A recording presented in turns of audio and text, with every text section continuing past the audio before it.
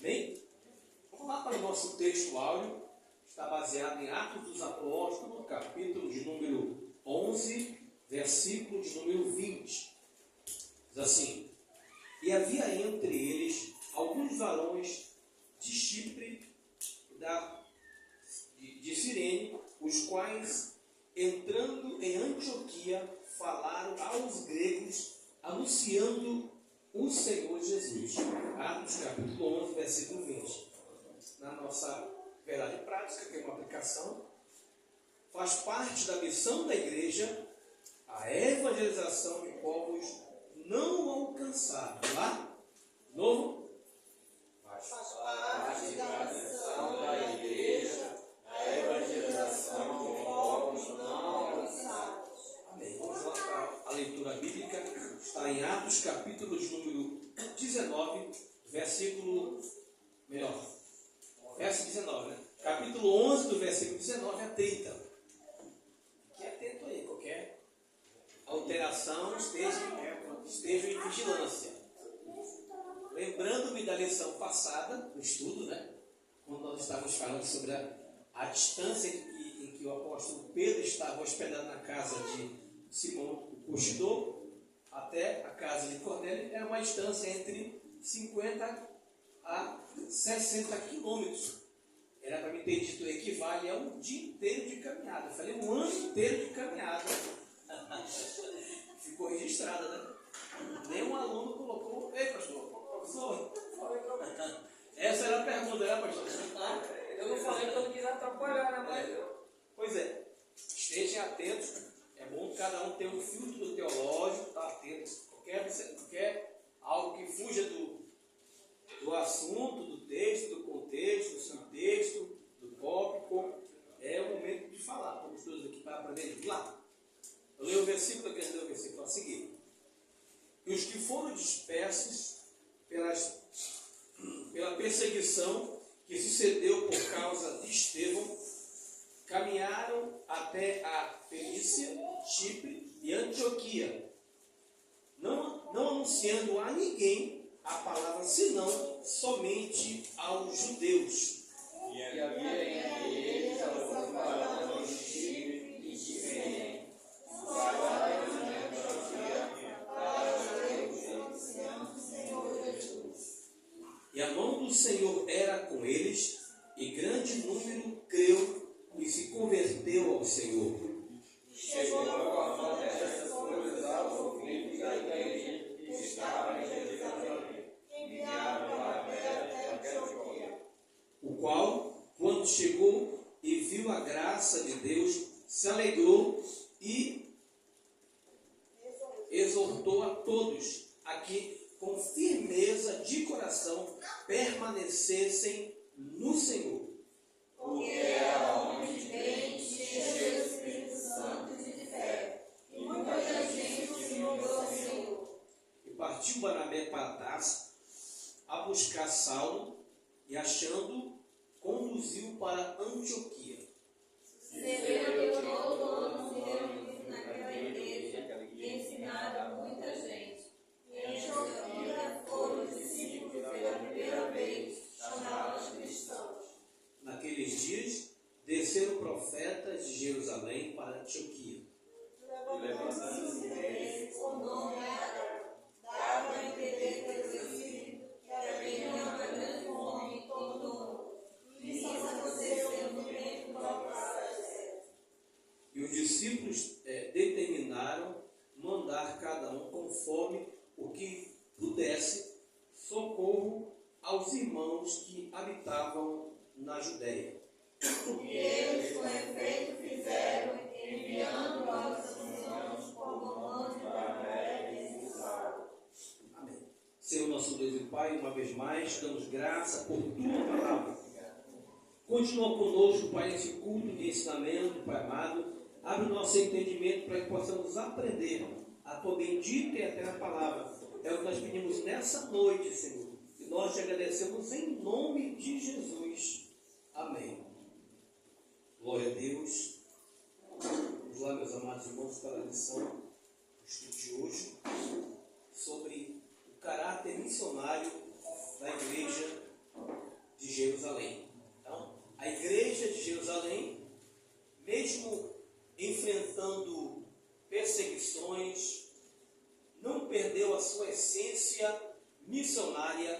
de levar a mensagem salvífica de um Cristo ressurreto.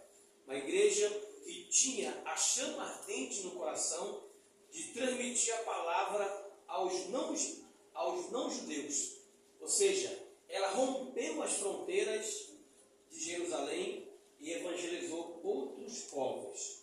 Algo que era incomum para os judeus, evangelizar outros povos. Agora, ela tinha incumbência e a responsabilidade de anunciar a mensagem do Evangelho além das fronteiras de Israel. Então, os cristãos dispersos, eles pregaram com ousadia em cidades como Antioquia, levando o Evangelho além das fronteiras de Israel. Então, eles, como falamos aqui, eles romperam as fronteiras. Então, essa expressão revela uma igreja viva, sensível à direção do Espírito Santo e que estava comprometida com a ordem de Jesus, que deixa bem claro, fazer discípulo de todas as nações, batizando-os em nome do Pai, do Filho e do Espírito Santo, ensinando-os a guardar todas as coisas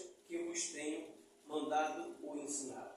Então, vamos refletir hoje sobre como a graça de Deus capacita pessoas simples para grandes obras. E assim, como os primeiros crentes, somos, irmãos, chamados a testemunhar com coragem, fé e amor. E a lição de hoje tem 3 objetivos principais: destacar o papel da dispensação cristã na expansão missionária da igreja primitiva,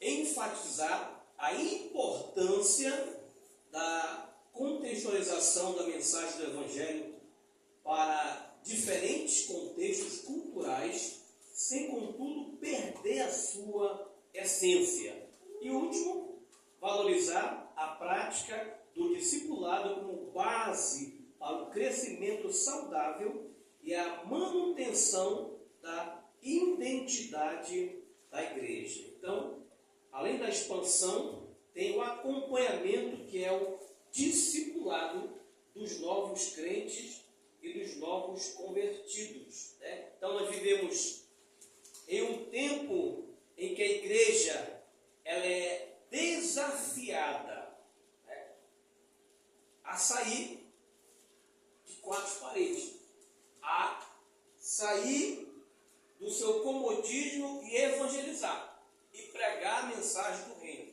e anunciar aos povos e nações o quanto Deus é maravilhoso e está disposto a buscar e salvar os perdidos. E a igreja atual, ela tem essa incumbência, essa responsabilidade, essa missão de evangelizar. Então, a história da igreja de Jerusalém nos inspira a refletir sobre esses assuntos tão importantes que vamos tratar aqui nessa noite. Então, vamos lá para a nossa introdução. Queria que alguém nos ajudasse aí. Lesse, por favor, a introdução. Como o Evangelho alcançou Antioquia, uma importante cidade da Síria, dentro do Império Romano. Conheceu esse fato relevante porque, pela primeira vez, os cristãos de Jerusalém levam a mensagem da cruz aos gentios fora das fronteiras de Israel. Com o ingresso do Evangelho na cidade de Antioquia, a igreja dava seu primeiro salto na missão transcultural. Nesta lição, estudaremos sobre como o ídolo de Jesus é levado a sério por um grupo de cristãos refugiados, vítimas das perseguições que sobrevieram a Estevão em Jerusalém. Esses crentes, mesmo sendo leigos, possuíam uma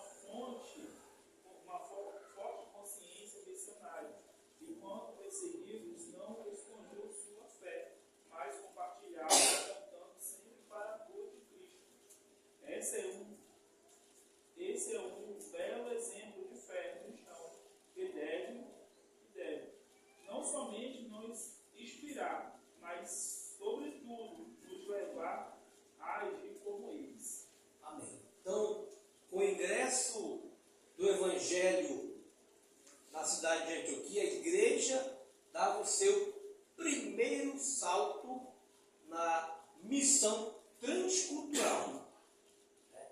Começou então a abrir-se uma porta de evangelizar os não-judeus, outros povos, outras nações, outras culturas. Isso, como nós estamos em algumas edições anteriores, é como que um choque para os judeus. Era algo inaceitável. E na última lição também, que é próximo estudo, fala um pouco mais sobre essa questão de eles não aceitarem no seio ou na comunhão da igreja os não-judeus. Mas toda essa barreira foi quebrada com a pregação do Evangelho. O Evangelho que salva, que liberta, é para alcançar todo aquele que crê. Então, nesta lição estudaremos sobre como o ir de Jesus é levado a sério por um grupo de cristãos, né, refugiados, né, e que a maioria deles eram cristãos leigos, que vai encontrar isso no decorrer da lição, que não eram apóstolos, que não eram diáconos, mas eram os cristãos anônimos, que com amor, com afinco e dedicação, se doaram para evangelizar as nações. Então, esses crentes, mesmo sendo leigos, possuíam uma forte consciência missionária. Quando perseguidos, não escondiam a sua fé, mas a compartilhavam, apontando sempre para a cruz de Cristo. Estavam sempre focados em evangelizar, em levar a mensagem salvífica para todas as nações. Então, esse é um belo exemplo de fé cristã que deve não somente nos inspirar, mas, sobretudo, nos levar a agir como eles, ter a mesma iniciativa, ter o mesmo propósito, ter a mesma determinação, ter o mesmo desprendimento para fazer missões e pregar a palavra de Deus a tempo e a fora de tempo. Vamos lá? Vamos lá para o primeiro tópico. Quem pode ler conosco aí? O Evangelho para além da fronteira. Pode ler. Uma igreja com consciência missionária. O Evangelho para além da fronteira de Israel.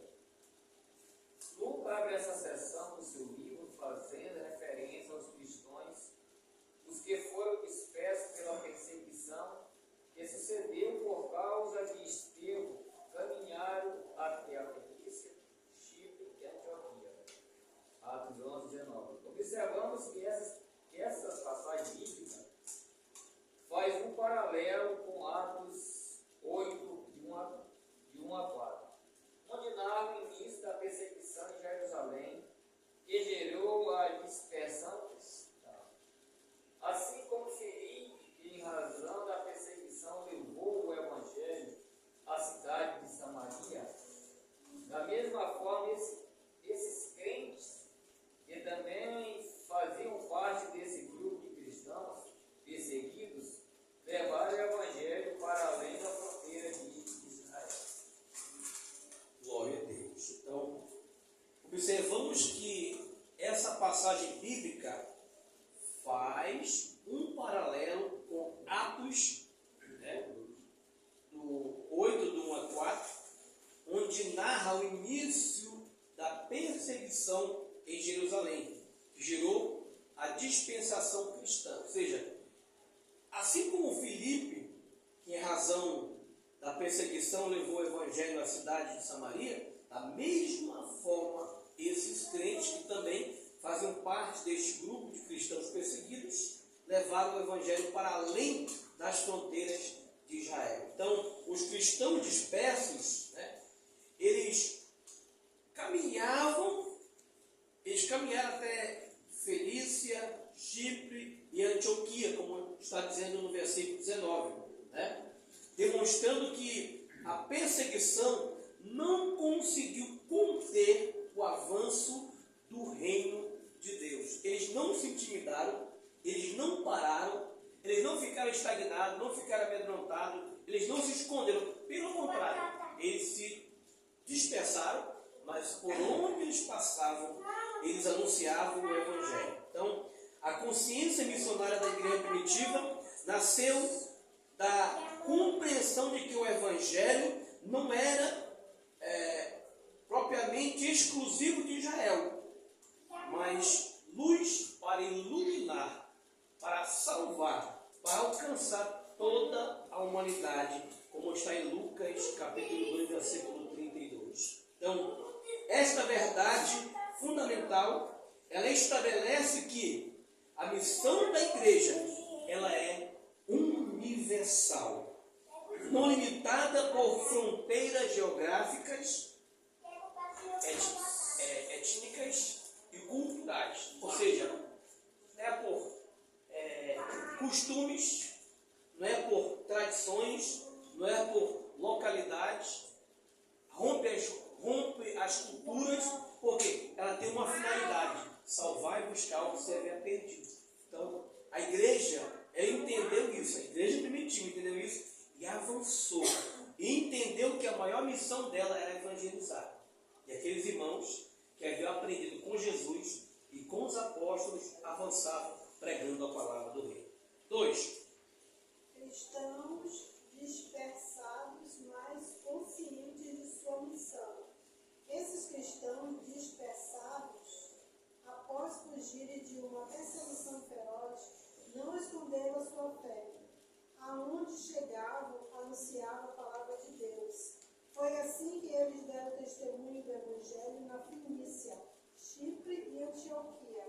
O que vemos são cristãos conscientes da missão de testemunhar de sua fé, onde quer que estivessem.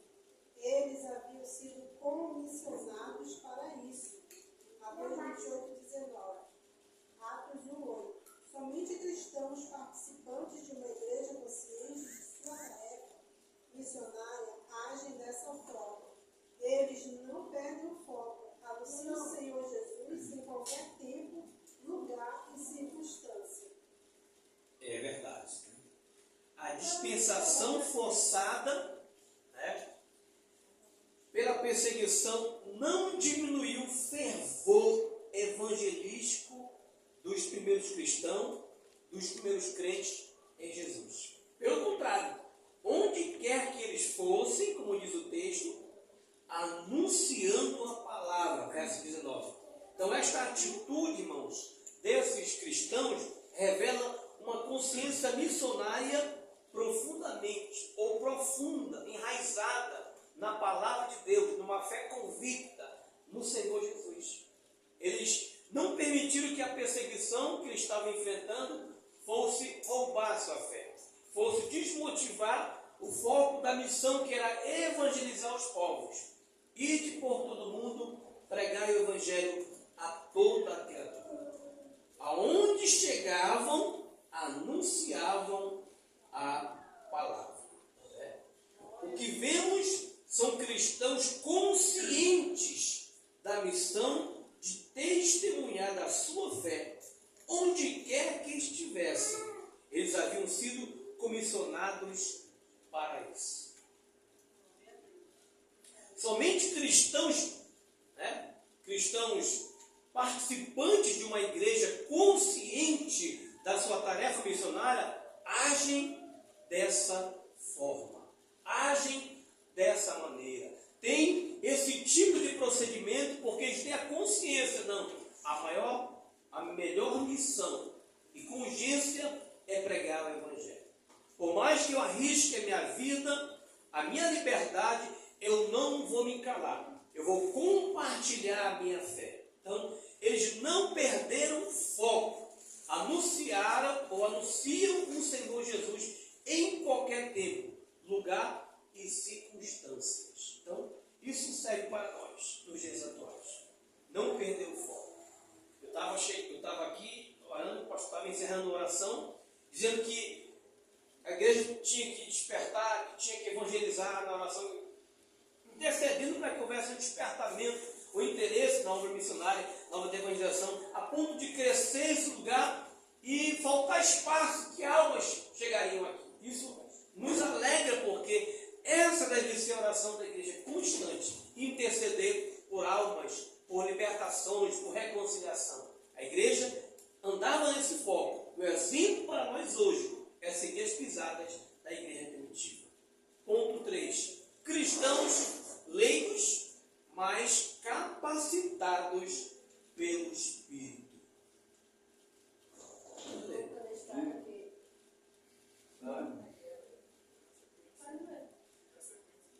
Lucas destaca que, dentre esses cristãos, havia alguns que levaram o Evangelho para Antioquia, capital da Síria, uma cidade cosmopolita e uma das 3 cidades mais importantes do Império Romano. O texto deixa claro que foram esses cristãos comuns, os fundadores da igreja de Antioquia, uma das mais relevantes e importantes do Novo Testamento. Eram cristãos anônimos de lei. Eles não são contados dentro da apóstolos, diáconos ou presbíteros. Contudo, eles foram usados por Deus para fundar aquele trabalho e foram bem-sucedidos porque a mão do Senhor era com eles. Conforme Lucas destaca, esse era o segredo que fez toda a diferença. O que fica em destaque, portanto, não era o ofício ou o cargo, mas a capacitação do Senhor. Os apóstolos eram extraordinários e os profetas excepcionais, somente porque sobre eles também estava a mão do Senhor. Glória a Deus. Então, não era um apóstolo. O aspecto notável que nos chama a atenção aqui, desses primeiros missionários que aqui aparecem, é que eles não estavam no grupo dos líderes da igreja. Eles não eram apóstolos, eles não eram diácono, eles não faziam parte do grupo dos bispos da igreja, mas eles eram homens simples, mas que tinham uma chama ardente no coração de evangelizar, de pregar a palavra do reino de Deus. Eles eram capacitados pelo Espírito Santo. É o Espírito Santo quem motivava eles. O combustível dele era a fé e o Espírito Santo que os impulsionava a evangelizar, a pregar a palavra do reino de Deus. Eles não são contados entre os apóstolos, diáconos ou presbíteros. Não. Aí hoje, eu só vou trabalhar se tiver um cargo na igreja. Se eu for um bispo, se eu for um presbítero, se eu for um pastor, se eu for líder do departamento de senhor e de senhora, eu só vou pregar se eu for evangelista. Eu só vou evangelizar se eu tiver o cargo de evangelista.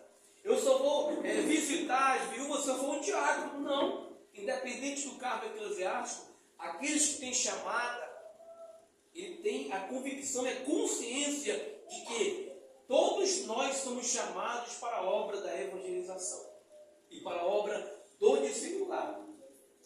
A ordem imperativa foi dada: ide por todo mundo pregar o evangelho a toda criatura. A Bíblia não está dizendo, olha, vão vocês presbíteros, pastores, bispos pregar. Não. A ordem é para toda a igreja. Todos que fazem parte do corpo de Cristo precisam ter essa convicção e consciência de que nós precisamos pregar e evangelizar e discipular os novos crentes salvos em Jesus. Então, eles não são contados entre os apóstolos, diáconos ou presbíteros. Contudo, eles foram usados por Deus para fundar aquele trabalho e foram bem-sucedidos, porque a mão do Senhor era com eles. Então, quando o homem ou a mulher se coloca nas mãos de Deus, Deus ele começa a abençoar o seu trabalho das suas mãos, porque ele está fazendo a obra de Deus. E quando ele faz e dá o seu melhor para Deus, mesmo na sua simplicidade, o Espírito Santo opera e há resultado e fruto para a glória do reino de Deus. Então, que coisa maravilhosa. Eles foram movidos por Deus, impulsionados por Deus. Eles foram instrumento nas mãos de Deus para estabelecer uma das mais importantes igrejas da história cristã. Então, o contexto declara que a mão do Senhor era com eles, versículo 21. Demonstrando que Deus honra a obediência e a fidelidade, independentemente da sua posição na igreja. Seja pastor, seja servo. Deus honra aqueles que fazem a obra com afinco e com dedicação. Não é uma questão de hierarquia, mas de obediência à voz do Espírito Santo. Então esta verdade confirma o ensino de Jesus. E disse: ide por todo o mundo, pregai o evangelho a toda a criatura. Marcos 16:15. Então a capacitação espiritual, ela transcende qualificações humanas. Eu tenho que me especializar nesta área. Claro que o obreiro precisa apresentar-se a Deus aprovado como alguém que não tem do que se vergonhar e que maneja bem a palavra da verdade.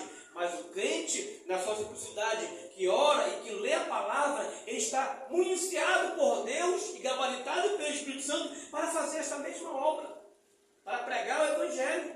Todos nós temos capacidade para testemunhar. Basta você compartilhar a sua fé, você já está pregando, você já está evangelizando, através do testemunho, de uma palavra, de uma citação bíblica, você está evangelizando, dando a expansão do reino de Deus aqui na terra. Amém? Vamos prosseguir? Então a igreja de Jerusalém, mesmo dispersa, manteve o seu compromisso de anunciar o evangelho com ousadia, com intrepidez. Aleluia! Louvado seja o nome do Senhor para todos sempre. Vamos lá para o segundo tópico da nossa lição. Uma igreja com visão transcultural. Agora a irmã pode ler.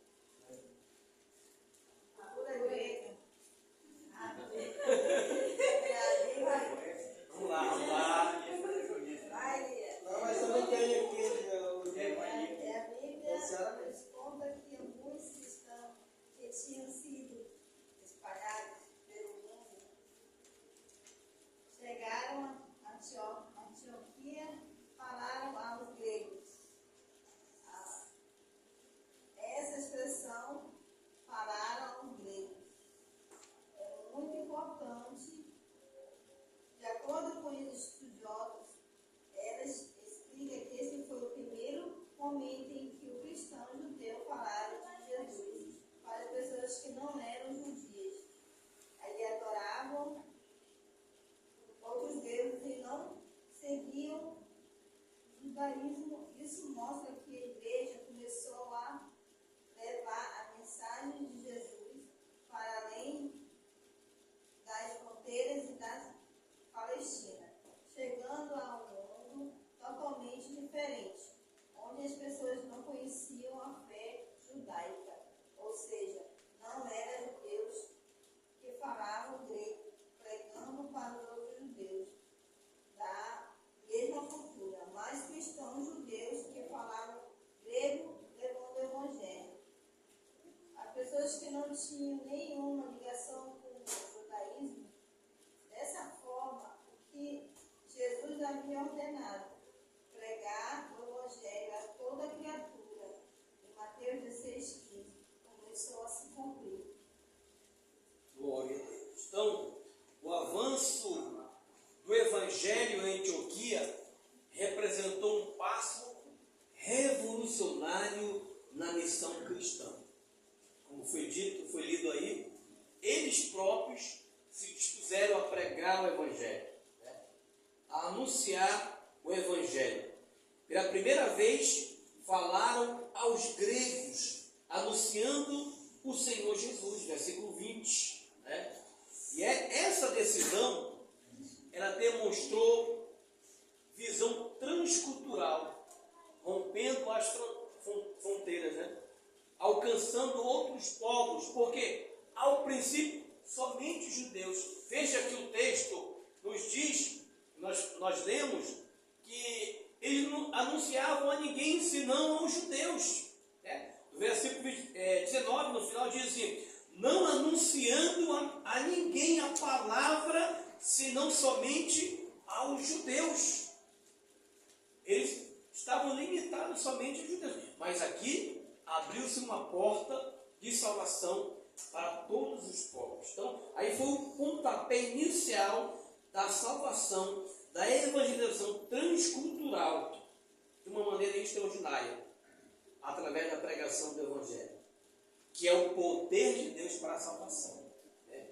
Para a salvação de todo aquele que crê, primeiramente dos judeus e também do grego, como está lá na carta de Paulo aos Romanos, capítulo 1, versículo 16. Então, a cultura, ela foi rompida. Porque o Evangelho, irmãos, ele não vai para mudar uma cultura, ele vai para trazer salvação. E, pasme, tem algumas culturas, por exemplo, aqui na região norte, né? E também aqui no Amazonas, há tribos indígenas que, quando nasce uma criança deformada, deficiente fisicamente, o que eles fazem? Eles enterram vivos. Eles matam. Faz parte da cultura deles. Agora, vai lá mudar de maneira agressiva a cultura que você vai lá ser colocado para correr de lá, porque é a cultura deles. Agora, claro, é evidente que tem certos costumes e crendices que são influenciados com o Evangelho. E é uma mudança pela consciência e o trabalhar do Espírito Santo. Ninguém aceita ver uma criança ser assassinada ou enterrada viva, né? Nesse caso aí, é algo que nos choca, porque não faz parte dessa cultura. Mas tem certas culturas que nos escandalizam. Por exemplo, a liturgia na África, por exemplo, é diferente da liturgia aqui do Brasil. Lá eles dançam, lá eles pulam, né? Lá eles celebram Deus com muita alegria, com festas, com danças. E nós não temos essa cultura, mas a gente não vai mudar. Então a missão transcultural, ela vai para levar o Evangelho, levar a palavra, a mensagem. Né? E ela não perde a sua essência. Esse é o segredo. Não perde a sua essência. Eu vou adaptar a palavra. Não, isso não existe. A mensagem do Evangelho, ela deve ser pregada na íntegra. E o Espírito Santo faz a obra. Respeitando culturas, costumes, tradições. Mas existem certas culturas e certos costumes que vão contra os princípios da palavra de Deus. Mas quem vai fazer a obra é o Espírito Santo. Você prega, você ora e Deus faz a obra. A mudança, a conversão, a transformação é Deus. E página, ele toca na consciência da pessoa. Não, isso está errado. Antes eu fazia isso. Eu estava dando a aula no último domingo, lá no Rio do Vale, no encerramento da última lição, e o irmão falou: antes, pastor, eu gostava daquele sarapatel, né, da carne sufocada. Eu ia, a carne mal passando, escorria aquele sangue, eu gostava muito de comer. Agora, depois que eu li a Bíblia, não posso comer carne sufocada, não posso comer sarapatel com sangue, né, aquela farofa com sangue. Não posso, porque é pecado, é contra os princípios da palavra de Deus. Ele conta um testemunho, eu achei que interessante, contando, o dirigente da congregação, evangelista. Então, quando você é confrontado com a palavra de Deus, quem adulterava, quem matava, quem roubava, que estava no mundo, ele passa até consciência, não, isso é pecado. Isso contraria a vontade de Deus. Não vou fazer porque não está de acordo com os princípios da palavra de Deus. Então, a evangelização, a cultura, ela é influenciada também com a palavra de Deus. Ela é influenciada com a palavra de Deus. Mas nós não temos como, humanamente falando, eu chego numa aldeia, eu chego num outro país, que tem outra cultura, mudar tudo, não é assim. E nós trabalhamos. Mas quem faz a obra da convenção, da regeneração, é o Espírito Santo. É a pessoa vai dizer, vai ter como que um espelho para si, não, isso aqui está errado, isso aqui pode, isso aqui não pode, de acordo com a palavra de Deus. A consciência e o trabalhar do Espírito Santo vai moldando e mudando o caráter da pessoa. Amém? Vamos prosseguir? Contextualizando a mensagem. Podemos ver aqui um exemplo de como os primeiros cristãos adaptavam a mensagem ao contexto em que estavam. Lucas nos conta que eles anunciavam o Evangelho do Senhor Jesus, Atos 11, 20. O texto é curto e direto, mas esses cristãos estavam pregando para pessoas que não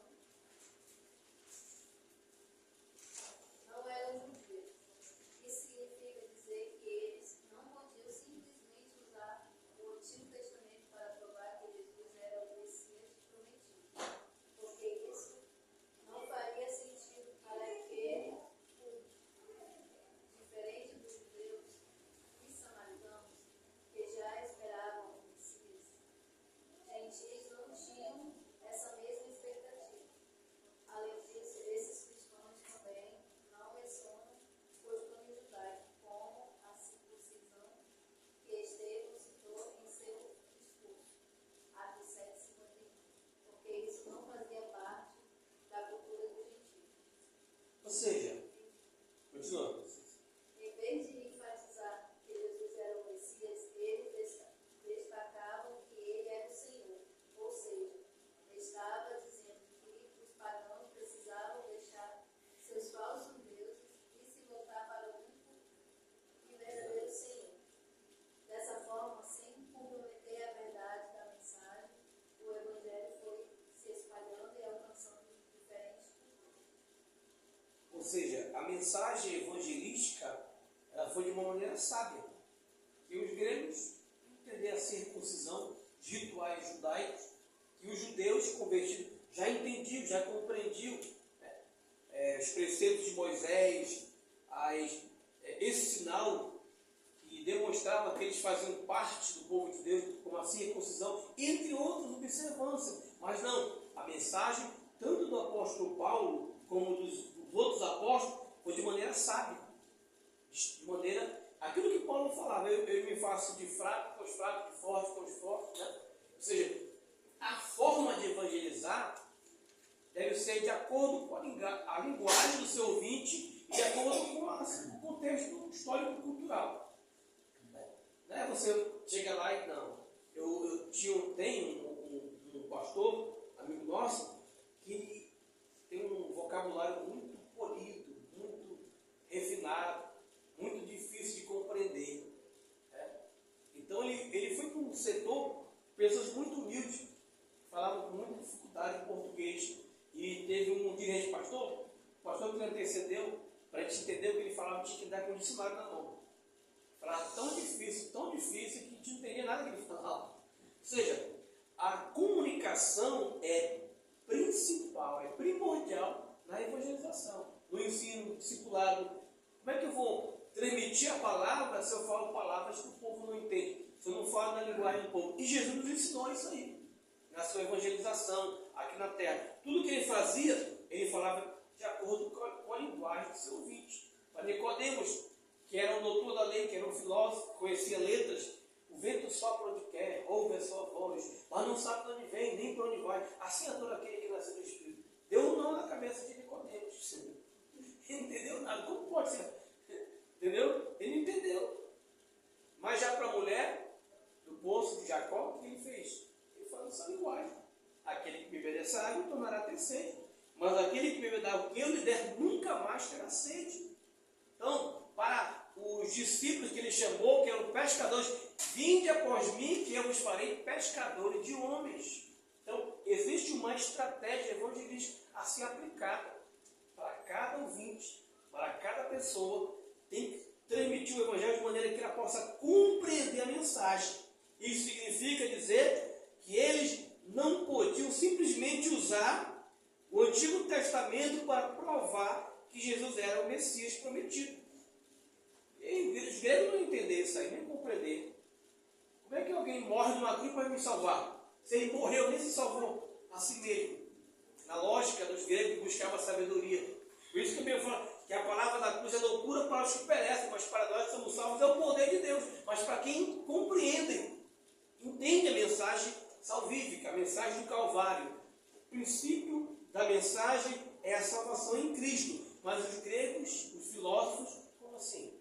Então tinha que esclarecer de uma outra maneira, dando outros exemplos. Então, a evangelização dos gregos em Antioquia demonstra sabedoria missionária na contextualização da mensagem sem comprometer a sua essência. Os missionários souberam comunicar o evangelho de forma culturalmente relevante aos gentios, mantendo a fidelidade da verdade bíblica. Eles não alteraram o seu conteúdo, mas traduziram numa linguagem que eles pudessem entender. Amém? Então vamos prosseguir. Hã? Uma igreja que forma discípulos, a base do discipulado, ao ser informado de que o Evangelho havia chegado em Antioquia, a partir de Jerusalém, os apóstolos enviaram Barnabé para lá. Chegando ali, Barnabé viu uma igreja viva e cheia da graça de Deus. Com um homem de bem, cheio do Espírito Santo, Barnabé os encorajou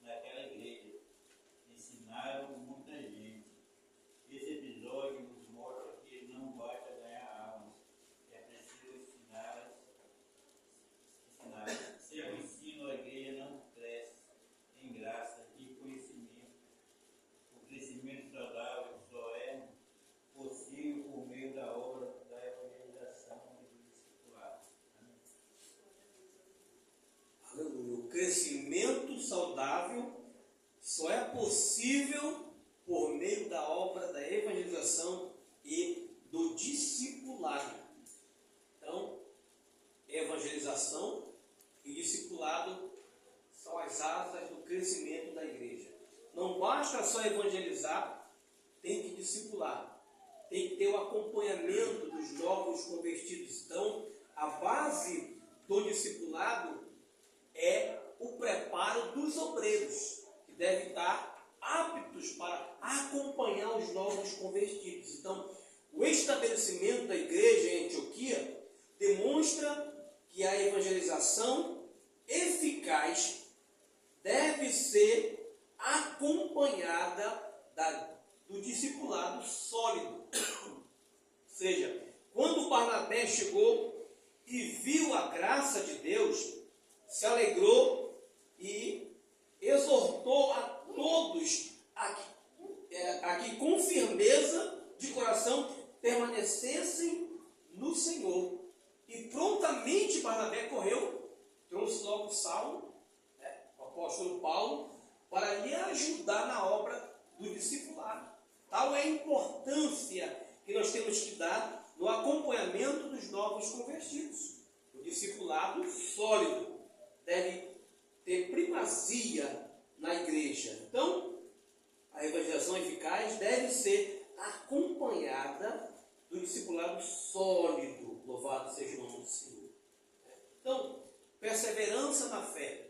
Outra coisa importante aí, que nós entendemos pelo texto, a base do discipulado cristão é o conhecimento da palavra de Deus e a transformação do caráter que ela produz. Quando nós ensinamos, quando nós discipulamos, quando nós doutrinamos os novos convertidos, eles crescem na graça e no conhecimento. Então Jesus, ele estabeleceu este princípio: se vós permaneceis nas minhas palavras, verdadeiramente sereis meus discípulos, e conhecereis a verdade, e a verdade vos libertará. Então, o discipulado genuíno não se contenta com decisões superficiais. Eu aceitei Jesus, pronto, está tudo bem, amém. Não, tem que ter um acompanhamento, tem que dar o leite, mas depois tem que dar arroz com feijão,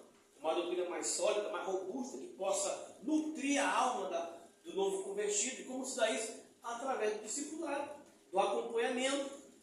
Você vai acompanhar o novo convertido. Então, e sucedeu que todo um ano, olha o texto, e sucedeu que todo um ano se reuniram naquela igreja e ensinaram muita gente, durante um ano inteiro. Muitos foram ensinados com a palavra de Deus. Veja a importância do culto de doutrina, o ensino. Vamos lá, próximo. Denominado de cristão.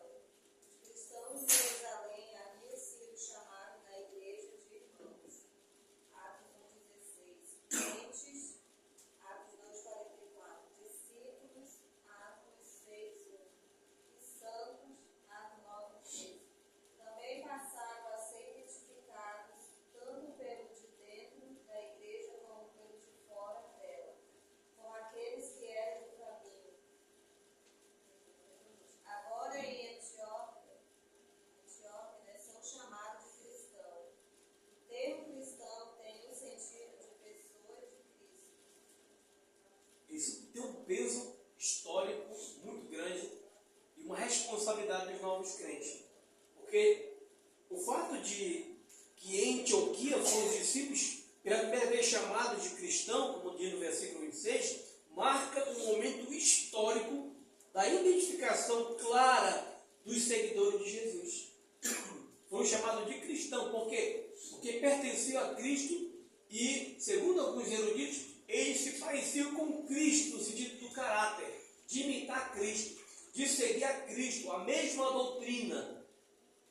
Então, cristão, aquele que se parece com Cristo, com o caráter moldado, com a vida transformada, regenerada pelo Espírito Santo e que imita seu mestre.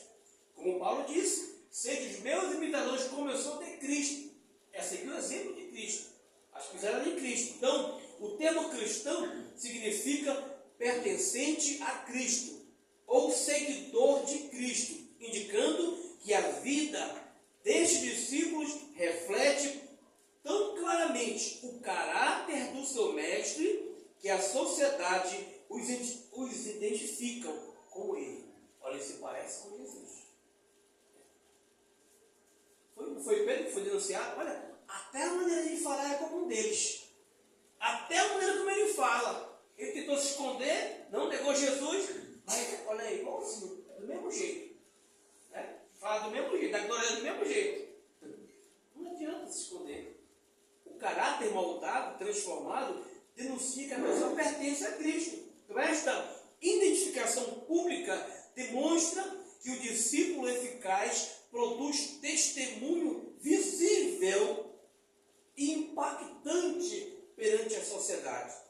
Como ensinou Jesus, assim resplandeça a vossa luz diante dos homens, para que eles vejam as vossas boas obras e glorifiquem o vosso Pai que está no céu. Mateus 5,16. Então, o nome cristão tornou-se emblema de honra e responsabilidade para todos que seguem genuinamente a Cristo. Leve esse nome a sério. Você é um cristão, um representante de Deus aqui na terra. Próximo, vamos lá. Finalizar. A identidade cristã. O que realmente define o cristão não é apenas um nome ou um hobby, mas sim sua vida, sua fé, sua santidade, sua atitude. Embora alguns estudiosos acreditem que o termo cristão tenha sido usado em uma forma de zombaria, a verdade é que aqueles seguidores de Jesus demonstravam um grande entusiasmo e dedicação, assim como os primeiros crentes que viviam da igreja de Jerusalém para pregar naquela cidade. O nome cristão aparece novamente na Bíblia em Atos 26, 28 e a 1 Pedro 4,16. Segundo a Bíblia, ser cristão significa crer em Jesus, abandonar o pecado e receber a salvação como um presente de Deus dado pela sua graça. Glória a Deus. O nome cristão aparece novamente em Atos 26, 28, 1 Pedro 4,16. Mas aqui em Antioquia, pela primeira vez que ele foi chamado cristão, demonstrou a identidade inicial dos cristãos. Não mais como alguém que seguia uma religião, uma filosofia, mas alguém que se identificava com o seu mestre, com o seu Senhor. Então, a identidade cristã, ela forjada em Antioquia, não se restringia em um mero título. Né? Ela implicava em uma vida de comunhão e serviço ao seu Senhor. Né? O que é identidade cristã? Conformidade com Cristo.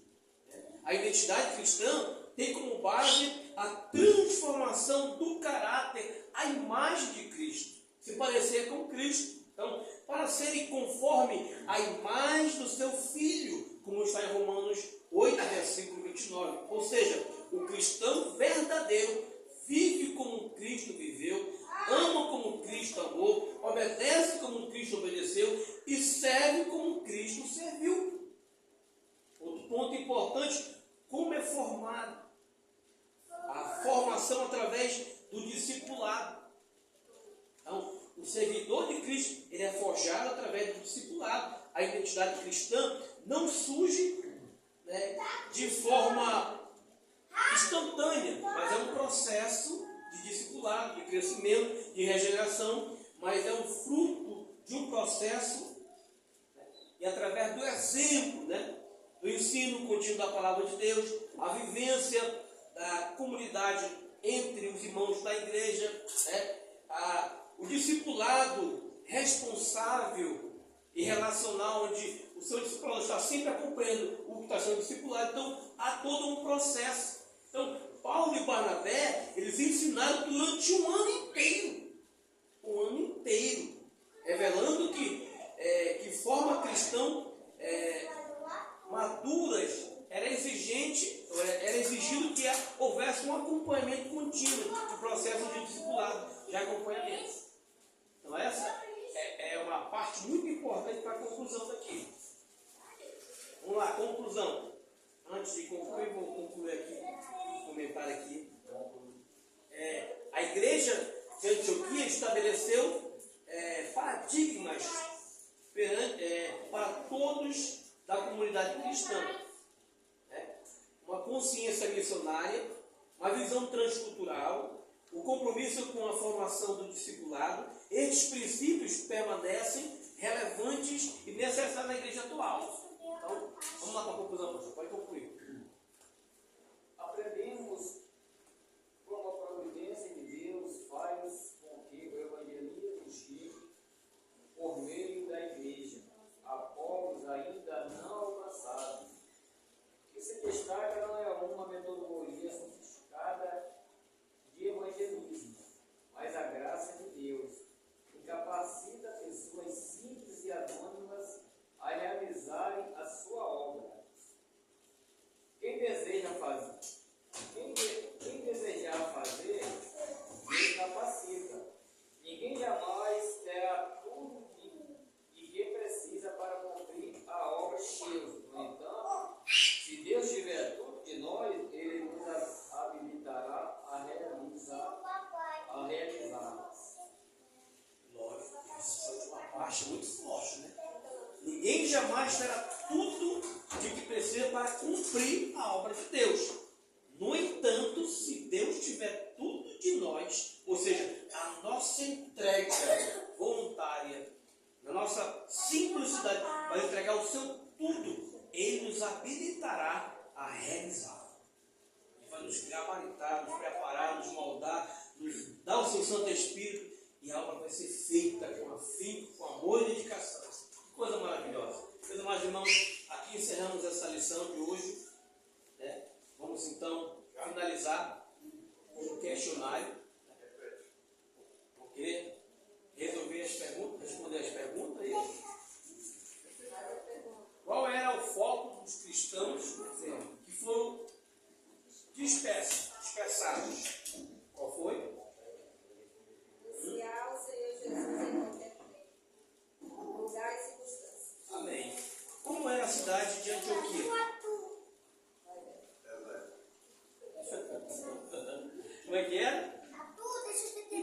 Era uma cidade Cosmopolita, né? Capital da Síria.